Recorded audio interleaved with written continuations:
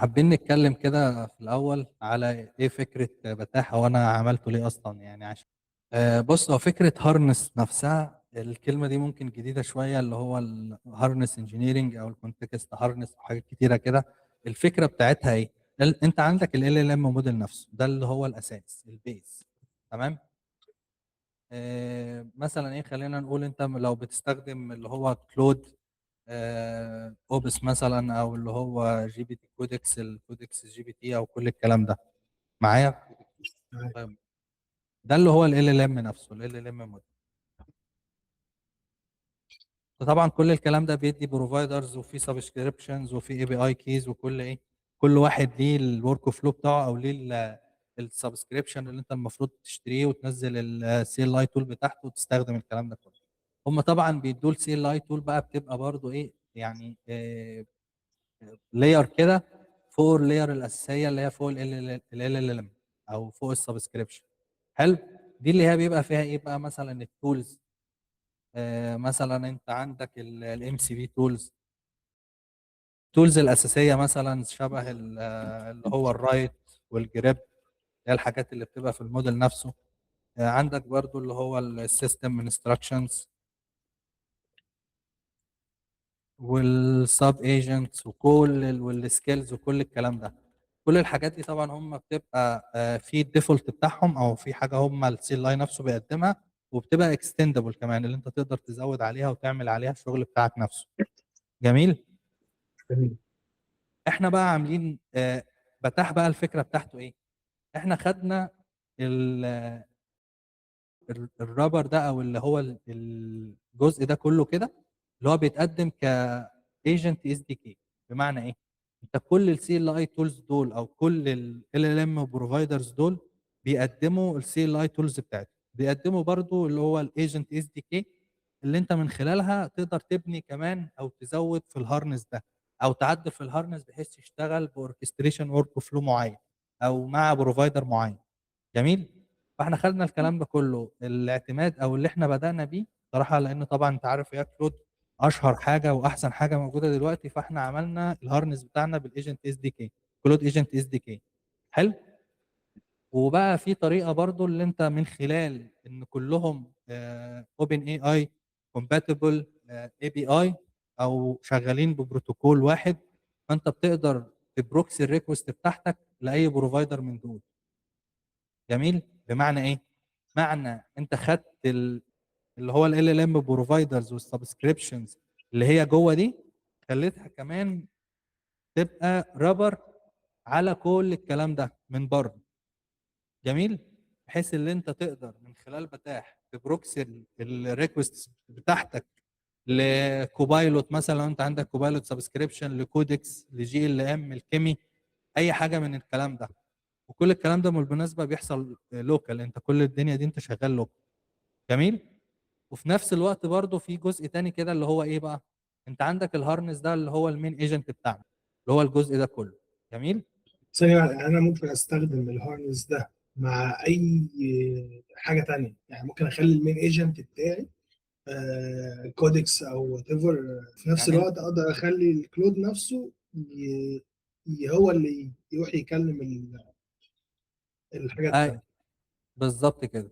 يعني انت عندك الكلام ده الهارنس كله ده اللي هو كل اللي تحت ده. جميل. مم. انت بتقدر تستخدمه، ده المين ايجنت بتاعك. حلو. بمعنى ايه؟ بمعنى اللي انت بتعمل له بروكسي للريكوستس بس. يعني انت ما تستخدم مثلا، يعني لو انت عندك كودكس واستخدمت كودكس كبروفايدر او اوثنتيكيشن بروفايدرز اون توب اوف بتاع هارنس، او يعني فوق بتاع هارنس، فانت دلوقتي الهارنس نفسه كانك شغال بكلود سي ال اي بالحاجات اللي احنا ضايفينها عليها. جميل كده. وفي الاخر خالص بس بتروح تكلم الموديل اللي هو ايه، اللي انت مستخدمه، مثلا لو كودكس 5.4 ده او الليتست موديل يعني. مم. جميل. وفي طريقه تانية بقى لو انت عايز تستخدم الهارنس بتاع السي ال اي نفسه. بمعنى ايه بقى، اللي انت عندك اللي هو الكودكس سي ال اي، او كوبايلوت سي ال اي، او كيرسر سي ال اي. كل دول سي ال ايز بالهارنس بتاعهم بكل حاجه. فانت بتقدر دلوقتي برضو تبروكسي، او احنا عندنا طب معلش سؤال، يعني هل في طريقه اقدر اكلم بيها الموديل دايركت زي جي بي تي؟ يعني هل انا بالظبط. اقدر اكلم جي بي تي 5.4 من غير ما استخدم الهارنس بتاع كودكس، ولا لازم من اجباري يعدي الطريقه دي الكودكس؟ كده انت تستخدمه كمان هارنس كده، كمان بروفايد. بس انا اقصد ان انا كده مش هقدر استخدم السبسكريبشن، صح؟ ولا هقدر برضه استخدم لا، السبسكريبشن؟ هتقدر تستخدم ما هو الفكره في ايه بقى، احنا كل الكلام ده عاملينه هو لوكال، احنا ما عندناش سيرفر. احنا مش بنعمل بروكسي او في فتح يعني مش عاملين بروكسي لاي سيرفر او اي حاجه. فلو انت عندك السبسكريبشن لوكال وعامل انستول للسي ال اي، الايجنت اس دي كي بتقدر تستخدمه. وبتقرا السبسكريبت، يعني بتقرا حتى الاوثنتيكيشن وكل الحاجات دي. فمثلا لو انت عندك كودكس، لازم تروح الاول تنستول كودكس سي ال اي وتعمل بيه لوجن وتسطبه ويستخدم البلان بتاعتك وكل حاجه. بعد كده اما تروح بقى في الاكستنشن او في الديسكتوب ابلكيشن بتاع فتح، بتلاقيه موجود، اللي هو بيعرف يديتكت الانستليشن بتاعه. جميل. وتقدر برضو هنا ايه، لو انت عايز بقى السي ال اي تولز دي برضو تقدر تكلمها هنا. احنا مسمينها سي ال اي تولز او سي ال اي ايجنت. دول بقى في اللي هو الجيميناي او كودكس او كوبايلوت او كيرسر، كل دول بالهارنس بتاعهم هم. حلو. فانت من دلوقتي كل واحد من دول ليه ايجنت اس دي كي، واحنا عاملين انستول برضو للايجنت اس دي كي بتاعته. فبتقدر ان انت تكلمهم بقى من خلال المين ايجنت، من خلال ام سي بي سيرفر كده. احنا عاملين ام سي بي سيرفر، ام سي بي تولز. سوري، يعني السيرفر فيه حاجات كتيره قوي، من ضمنها التولز بتاعت الايجنت دي، اللي هو في ايجنت سباون، وفي اللي هو بيقرا الاكسكيوشن، بيعمل كل حاجه كانه فعلا شخص هو اللي مشغله. وفي نفس الوقت برضو ايه، في بقى يعني من ضمن الهارنس اللي احنا عاملينه في بتاح، اللي هو بقى الاوركستريشن سكيل. وفي سكيلز للانجولار، وفي سكيلز للان اكس، وفي سكيلز للرياكت. حاجات كتيره قوي اللي انا اصلا اوريدي بستخدمها، يعني هي مجمعه كده الاكسبيرينس بتاعتي كلها، اللي انا بدات استخدمها مع الاي اي ايجنت. مجمعهم كلهم بحيث اي حد بقى عايز يستخدم، او في التتش ستاك اللي احنا مستخدمينه ده، يقدر ياخدهم ويشوف اللوجيك او الحاجه اللي هو اللي احنا مستخدمينها، ويعدل عليها، يبني عليها ويشغلها بحيث تماتش الورك فلو بتاعه نفسه. وهي برضو ستارتنج بوينت حلو لو انت ما عندكش يعني هارنس، او مش عارف الموضوع ده بيتعمل ازاي. فهي ستارتنج بوينت كويسه قوي، انت تاخدها وتشوف هي معموله ازاي، وتقرا السكيلز دي وكل الكلام ده، تبدا تستخدمها. بالنسبه طبعا للاستخدام، هو الموضوع سهل جدا. انت مسافه ما تخش هنا تعمل ريجستر، تقدر تعمل ساين اب طبعا بالجيميل بتاعك. مسافه ما بتسجل كده بيطلع لك لايسنس كي. اللايسنس كي دي اللي هي خاصه بمتاح نفسه، بحيث تستخدم الام سي بي الهارنس بتاعنا. تقدر تعمل له انستول وكده. تقدر تجيبها من البروفايل، وهي برضو بتتبعت لك بايميل يعني. برضو بتقدر تجيبها من هنا من البروفايل من الجيت لايسنس. خدها كوبي كده، وبعد كده بتقدر تجيت الاكستنشن بقى ده، لو انت عايز تستخدم الفيس كود اكستنشن. او من الهوم بيج بتاعتنا بتقدر تعمل داونلود للديسكتوب ابلكيشن. احنا عملنا اوريدي داونلود للديسكتوب ابلكيشن وانستول. اول ما بيفتح معاك طبعا هنا، انت بيسالك الاول على اللايسنس اللي انا خدتها كوبي دي، بتدخله اللايسنس، بيفتح البيج دي، بحيث تبدا ايه تفتح البروجكت. خلينا احنا هنشتغل على البروجكت بتاع الاكستنشن نفسه يعني. السيشن دي المفروض اللي هي الكلود كويست سيشن، او السيشن لو انت شغال بالفتح نفسه. ايوه. اول ما بتفتح هنا طبعا ايه، احنا خلينا نقفل الاديتور ده شويه بحيث نشوف السيت اب بقى نفسه. اول ما بتفتح كده في الاول خالص، بيبقى عندك السكيلز بروجكت سيت. السكيلز دي بتبقى مهمه قوي، لان ايه يعني، مثلا لو انت شغال على بروجكت اوريدي موجود، لازم الكور دي تعتبرها يعني كستارتر بوينت كده، وتبقى تبص برضو في الحاجات بتاعتها، واحنا هنشوف استخدامها بيبقى ماشي ازاي. لو انت طبعا البروجكت بتاعك لو في انجولار او في ان اكس، انت ممكن تضيف الحاجات دي يعني. اول ما بتضيف البلجن، بتقدر برضو تعمل حاجه اللي هي البروجكت سيت اب. البروجكت سيت اب دي بقى ايه، بتفتح سيشن جديده كده، بتعمل انالايز للكود بيس بتاعك. يشوف التتش ستاك اللي انت مستخدمه، والورك سبيس اركتكشر لو انت مستخدم مثلا مونوريبو زي ليرنا او ان اكس او الحاجات دي كلها. وعندك كام ابلكيشن، ولو انت مستخدم طب اللايبراريز مثلا دومين دريفن ديزاين وكل الكلام ده. ده مثلا انا عامله يوم 3 ابريل. لو قلت له يوز كده، فهو بيخش يجيب لك بقى بيديتكت التيتش ستاك اللي احنا مستخدمينه. البروجكتس طبعا الفريم وركس اللي احنا مستخدمينها. إحنا عندنا طبعا انت فاهم الاكستنشن ده فيه الساس ابلكيشن اللي هو الويب سايت، وفي الداتابيز بتاعت الويب سايت اللي عليها اللايسنس سيرفر والكلام ده كله، في الاكستنشن اللي هو الفي اس كود اكستنشن، وفي الالكترون اب، والاثنين دول معتمدين على ان اكس لان بيشيروا حاجات. طبعا زي ما قلت لك احنا مستخدمين كل يعني كل سبسكريبشن بروفايدر احنا مستخدمين الايجنت اس دي كي بتاعته، بحيث تبقى ايه انت في السيف سايد يعني فاهم، انت بتستخدم ايوه. الحاجه بتاعتهم اللي هم عاملينها، مجرد بس انت عامل انترفيس بيجمعهم مع بعض، يعني انت مش عامل الكوماند بروكس. ده عامل زي سلاش انت اللي موجود اوريدي جوه كلود كود تقريبا، بس هنا واضح ان في تفاصيل اكتر بكتير. اه لا ده هنا بص هو عامل البروجكت بروفايل دي معلومات عامه، بعد كده الاركتكتشر اسسمنت بيشوف اللايبريز اللي انت مستخدمها ومقسم الفولدرات ازاي، ويشوف مثلا الكونفنشن بتاع الفرونت اند لو عندك وبتاع الباك اند، ولو في اي حاجه مشاكل او اي حاجه يعني موجوده في الاركتكتشر. بيعمل بعد كده الكواليتي برضه اوديت، بيشوف بقى مثلا عندك كام. كل الحاجات دي بالمناسبة مش بتستخدم بقى الديفولت تولز اللي موجودة، لا احنا عاملين تول الام سي بي بالتري سيتر. التري سيتر دي عشان تسهل بقى الكويري لو انت عندك لارج مونوريبو او يعني بروجكت كبير شوية. يعني من الاخر آه، بدل ما بدخل الموديل دايركت على الكود بيز، انا بلم له المعلومات الكافيه اللي تخليه يقدر كانه شافه من غير بالظبط، ما بدل يحرق توكنز وبتاعه بدل ما ويفضل يروح يعمل. يعمل 500 600 كول عشان يشوف الابلكيشن بتاعك والدنيا دي، انت بتوفر له مثلا تقللهم ل 50 او 60 70 حاجة كده. وده مش فيقل حكر على ستاك معين ولا قشطه؟ يعني هل هو ملوش دعوة فاريبل بأي ملوش دعوه؟ حاجة. انت لو جيت عملت السيت اب بتاعك مثلا لكلود كود، كنت مغير انت ما عندكش السبسكريبشن بتاع كلود كود، انا دي كان المفروض اوريها لك في الاول يعني. فخلينا طيب بص احنا ممكن نرجع للسيت اب ويزارد ده تاني، وخلينا اوري لك اول حاجه اللي هي الاوثنتيكيشن اصلا، لان ده كان المفروض اوريه لك في الاول يعني. تمام. تمام. انت اول ما بتفتح في الاوثنتيكيشن احنا عندنا كل البروفايدرز دول، زي ما قلت لك كده احنا بنوفر الايجنت اس دي كي هارنس بتاع كلود، لان طبعا انت فاهم كلود كود سي ال اي هو احسن حاجه دلوقتي موجوده يعني، او قبل طبعا ما الكود بتاعهم يتسرب ويظهر البلاوي بتاعته، بس هو لحد ما برضو ايه عشان المودلز بتاعتهم والسبسكريبشنز. فهو الواحد ايه في السيف سايد عشان احنا بنرن كله لوكالي، فما فيش بروكسي ولا اي حاجه، فانت بتقدر تستخدم الكلود زي ما انا عامل دلوقتي يعني. انت بتقدر تستخدم كلود عندنا لو انت عايز تدخل اي بي اي كي او تستخدم الاوس كود. الاوس كود بتجيب الاوثنتيكيشن كود اللي هو كلود سيت اب توكن ده، وتاخد التوكن كده تحطه هنا وتعمل سيف كده خلاص انت مستخدمه. جميل. برضو تمام. بقى ممكن تستخدم برضو الاوبن راوتر. الاوبن راوتر ده جميل قوي لان انت بتقدر تعمل الموديل اللي انت مابنج دي. عاوزه اه من بالظبط. دول موديلز مختلفه.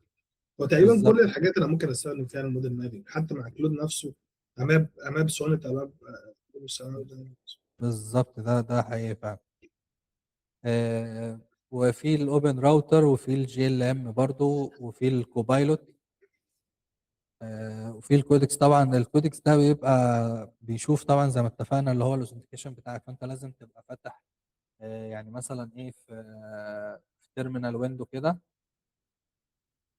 وتتاكد ان انت عندك الكوبايلوت معمول له انستول وبتقدر تلوجن، ونفس الوقت برضو كودكس والكلام ده كله.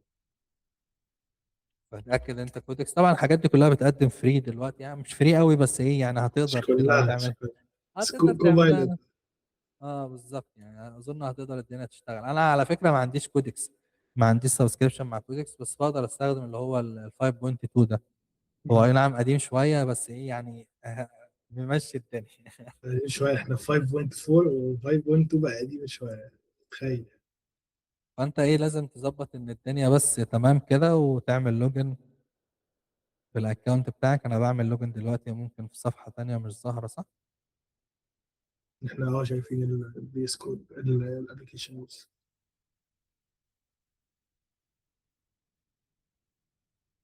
تمام هو كده عمل لوجن. المفروض نعمل تيست ريلود. تمام تقدر بقى تعمل هنا بالموديل مابينج. طبعا زي ما انت فاهم انا ما عنديش حاجه سبسكريبشن فاقدر استخدم دول. ماشي. انت معاك ايه دلوقتي جاهز نشتغل بيه في السيشن؟ احنا ممكن طبعا كلود احسن حاجه، وهي اللي هتمشي معانا الدنيا، بس لو عايز لا لا، تستخدم اي عشان حاجه الاثنين موجودين. عشان نتست موضوع السب ايجنتس او السباونينج. اه خلينا، طب بص، آه. خلينا في كلود. تمام. وخلينا بقى ايه نشوف اللي هو الايه السيل لاي تولز برضو زي ما اتفقنا. ده مهمه برضو، اول ما بتفتح كده على الايجنت اوركستريشن ده في بتاع اي اي، بيظهر لك بقى كل السيل لاي تولز اللي انت عامل لهم انستول. هنا البريفيرد ايجنت ده لو انت مثلا عايز تطلع، انا لا انا عايز استخدم الكوبايلوت اول واحد، جميل، لان ده احسن حاجه، او يعني ده اللي معايا البريميوم سبسكريبشن، وبرده جيميناي معايا البريميوم سبسكريبشن. فانا عايز استخدم الورك فلو ده. وبتقدر برضو ايه تضيف حاجه هنا برضو احنا عاملينها من خلال الكلود ايجنت اس دي كي، بس مع بروفايدر تاني. يعني فورسي انت عامل المين ايجنت او المين بروفايدر اللي هنا بتاعك بكلود كود نفسه، جميل. بس انت معاك سبسكريبشن بقى ل اسمها ايه جي ال ام، او مون شوت مثلا. فانت بتقدر تيجي هنا تضيف الايجنت ده تسميه مثلا كيمي، اللي هو المون شوت كيمي كده، وتحط الايه الاي بي اي كي بتاعك. تمام، فهو كده بينضاف، وتقدر تعمل موديل مابنج برضو نفس الكلام زي ما انت فاهم، عشان ايه تماب التيرز المختلفه بتاعت الكلود ايجنت للتيرز الثانيه يعني. هو طبعا هنا مع الكيمي ما فيش غير الكيمي كي 2 ده، فهو ده كويس. طبعا اول ما بتنزله بيظهر هنا اللي انت برضو لو عاوز ايه تخليه هو ياخد الاولويه عن التو ايجنتس دول. ممكن برضو احنا نقفل مثلا لو انت مش عايزه يستخدم الكودكس او كيرسر، ممكن اللي احنا نقفلهم. انا لا يعني كيرسر ده انا لسه، اللي شغال بس. انا كيرسر اصلا لسه منزله، فانا مش عارف اذا كان شغال ولا لا. بتخش برضو في جزء مهم قوي اللي هو البرو فيتشر بقى، ده انا هوريهولك بس بعد اما نعمل سيت اب ويزر. في الام سي بي تولز، دي الويب تولز، الويب سيرش. اه دي ام سي بي تول من خلال بتاح بتقدم الويب سيرش، بحيث مثلا الجي ال ام ايجنت او كودكس او اي بروفايدر بقى احنا عاملينه بياخد اوريدي الهارنس ده. يعني انت دلوقتي بقى عامل هارنس واحد، وبقدر المين ايجنت بتاعنا ياخد الهارنس ده، وفي نفس الوقت برضه كل السي ال اي تولز اللي انت عامل لها ياخد انستول الهاردس. بياخدوا الهارنس ده. فانت طب مش هو محتاج تعمل سيت اب للكلام ده. لو الايجنت ده عنده اوريدي الويب سيرش تول بتاعته، هيحصل ايه؟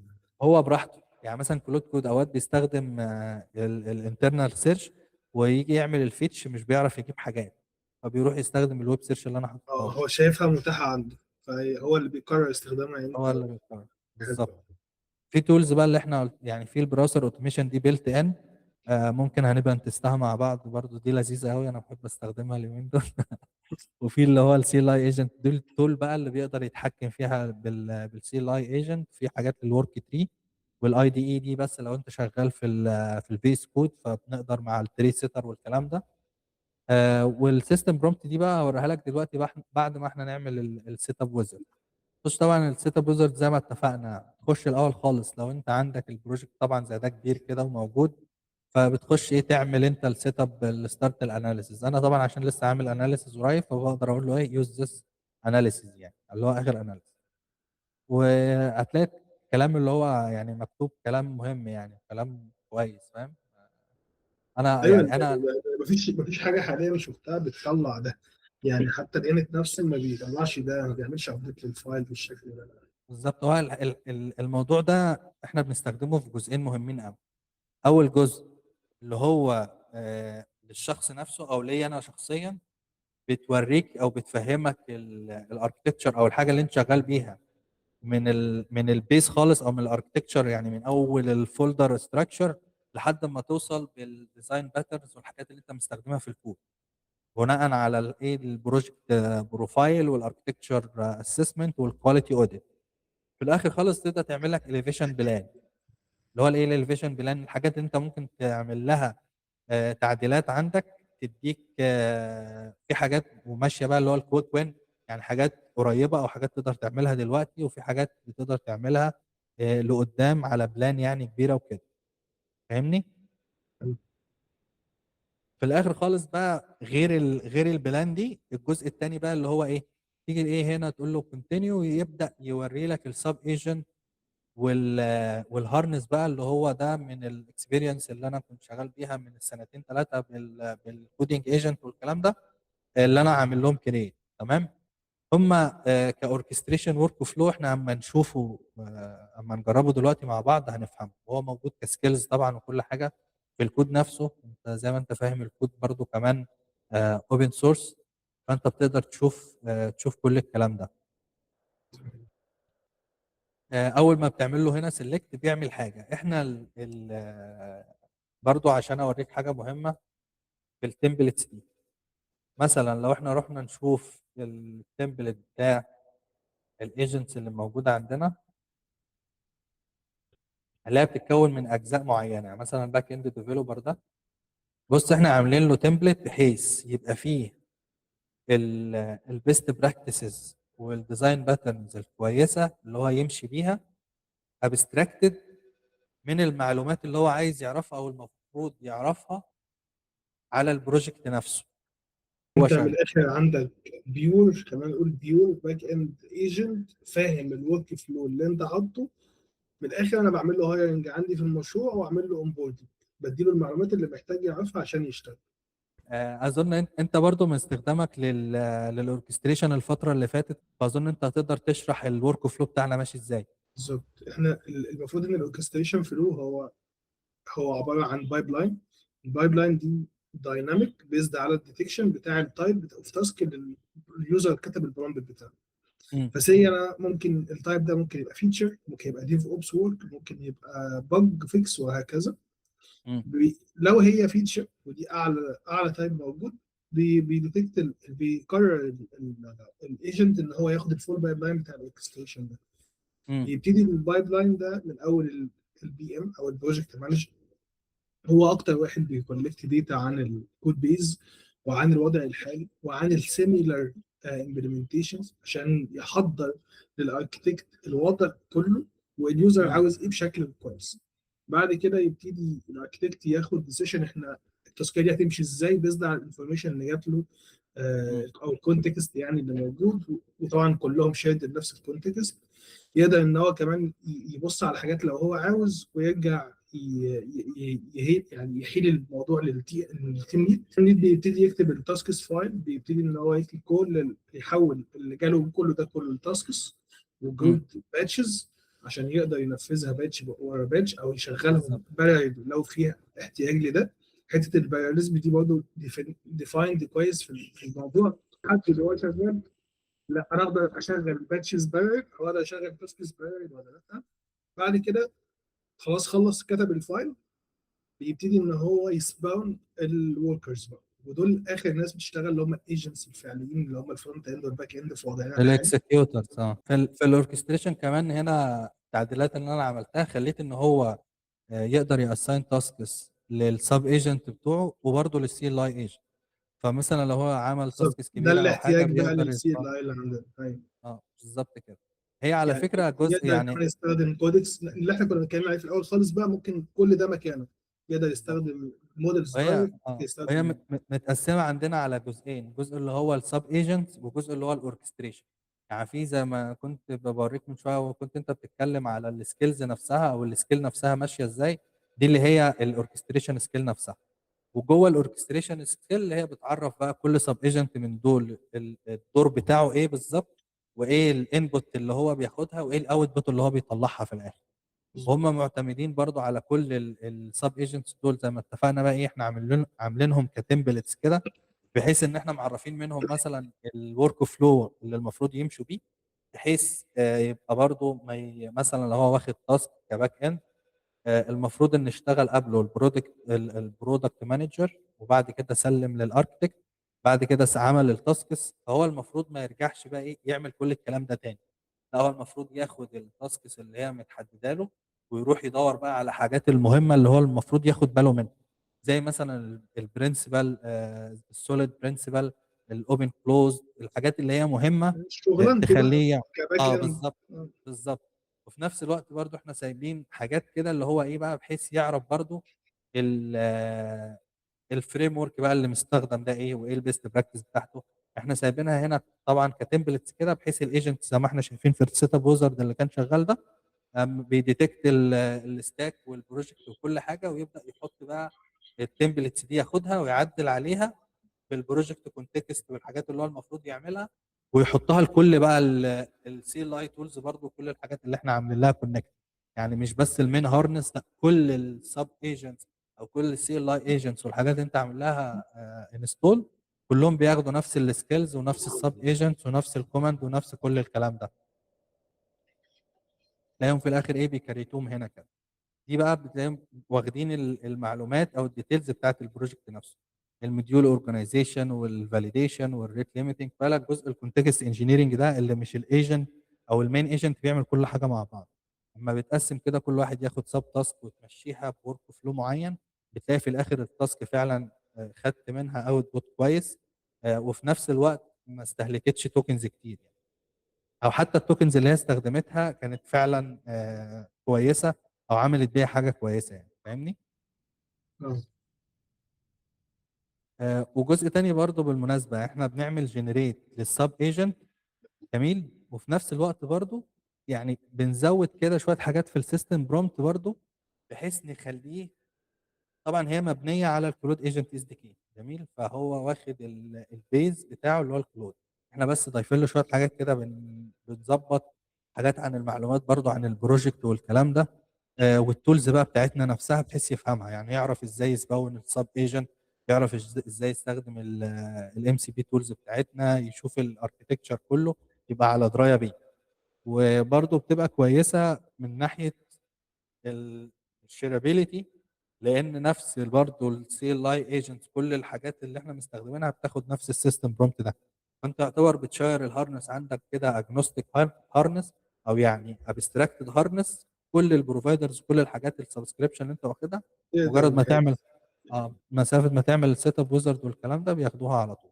طبعا هنا عايز تستخدمها زي ما انت شايف كده، عايز تستخدم الديفولت اللي هو بتاع الكلود، الديفولت بتاعها تقدر برضه. وبالمناسبه برضه في سكيلز دول اللي هم البلجنز بتاعتنا، اللي منها الاوركستريشن والحاجات اللي احنا شفناها مع بعض دي، وفي بقى اللي هو الكوميونتي، عايز تعمل انستول لحاجات زياده يعني وكده.